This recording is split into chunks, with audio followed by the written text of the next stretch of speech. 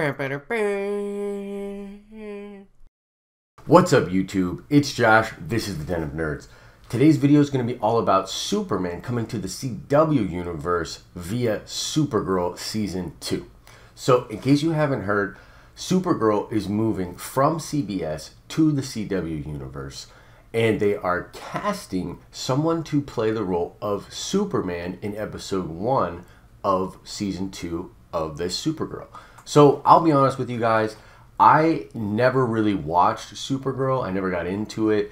The first teaser that they put out there really was off-putting for me, and I just didn't like what I saw. It felt very like CBS, very network TV, which is not something that I think they do really well when it comes to comic book adaptations. For instance, Agents of S.H.I.E.L.D. is just not a good show. I mean, I still watch it because I'm a Marvel zombie, but it is really, quite honestly, not a good show. And a lot of that, I think, has to do with the restrictions and the things that come with network TV. So as like a stark comparison to that, everything that they're doing on the CW shows, and these are all Greg Berlanti shows, so you could call it the Berlanti universe or the CW universe, whichever you prefer.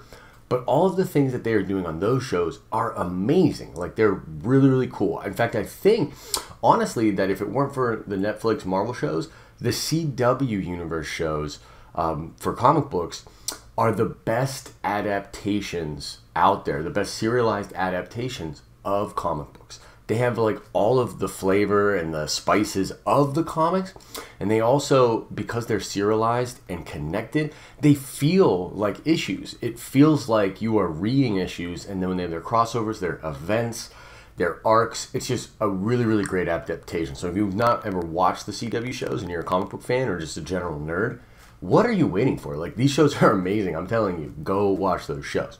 But having said that, getting back to Supergirl, never really got on board with it, never liked it. I paid attention to some of the things they brought on, like Red Tornado and Martian Manhunter, which, you know, that's really cool stuff. I'm glad that that stuff's out there. I'm glad that people enjoy it. But immediately when I heard that Supergirl was coming to CW, the hype already started for me. I was like, well, this is great. Like, all of those restrictions from network TV are gone. So they're going to bring them to the CW. That automatically got me a little more excited.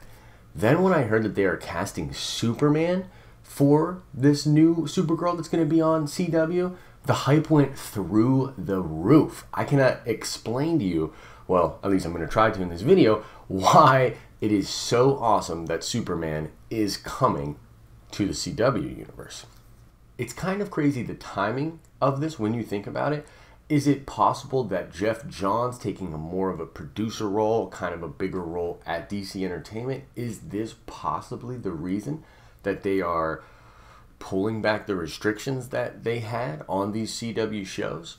Because for a long time it was kind of understood by the fans that Batman and Superman were not going to be a part of these shows, and the indication for this was basically on Arrow when the Suicide Squad movie was started to ramp up in production. They immediately started to kill off the characters on Arrow that were the Suicide Squad characters, which, by the way, guys, like, those characters in that adaptation in their version of Amanda Waller, that was incredible stuff. It really was. It was deep cut, nerdy stuff, and I thought they were doing a really great job. But that was kind of the exclamation point on what we were already starting to think about in our minds, which was like, look, they're not going to put Batman, they're not going to put Superman out there, because they want them to be in the movies. So the movie property stuff was off limits. Maybe Jeff Johns taking this bigger role has kind of like lessened that. Either way, it's incredible, and I'm super pumped. Now, the big question on everybody's mind throughout the internet is who's going to play the Superman character? A lot of people, including myself, would love for it to be Tom Welling, who is, of course, the Superman for the 10 seasons of Smallville. Only he wasn't Superman, he was Clark, which is crazy. You will only see him in the suit for like a split second in like the last episode. It's crazy. They gave you 10 years of a Superman show, but he's not Superman. So it'd be a great payoff to see Tom Welling come back and be Superman. Now, in all likelihood, that's not actually going to happen because he is producing and starring in some show, and he's making big moves. So he's probably a really, really busy guy. Having said that, they could possibly bring him in later and have a situation where he's a legacy version of Superman, like an older version of Superman from a different universe. So the door's completely open for him to come back as Superman eventually, but I really don't think he's going to be the guy that shows up in episode 1. I hope that it's actually a young version of Superman. Now, and he would have to be older than Kara, according to what's going on in that show, because he's like the cousin, the older cousin. So he'd have to be older, but not like an old legacy Earth 2 gray stripes on the sides Superman.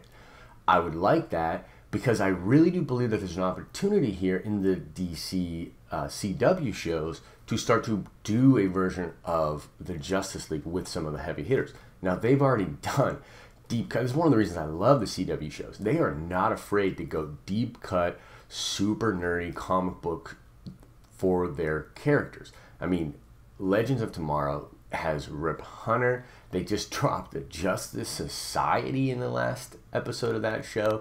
They really go for it, and they go for the deep cut characters.